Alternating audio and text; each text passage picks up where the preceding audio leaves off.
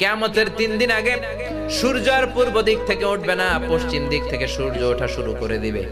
সূর্য যেদিন পূর্ব দিক থেকে না উঠে পশ্চিম দিক থেকে উঠবে, তখন আর তওবা কবুল হবে না। তখন যতই তওবা করেন কবুল হবে না।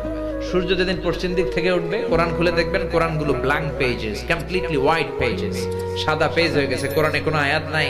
কোরআন মুখস্থ থাকবে, সিনার মধ্যে একটা আয়াতও আছে এরকম একটা লোকও থাকবে না, কোনো আলেমও থাকবে না।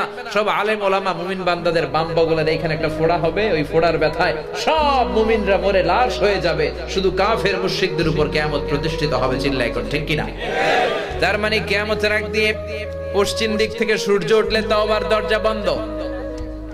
2 নাম্বার বাদাল গরগরা, মালাকুল মাউত যখন মানুষের রূহ ধরে টান দেয়, রূহ বের হতে বান্দার কষ্ট হয়, মুখ দিয়ে গরগর গরগর শব্দ হয়।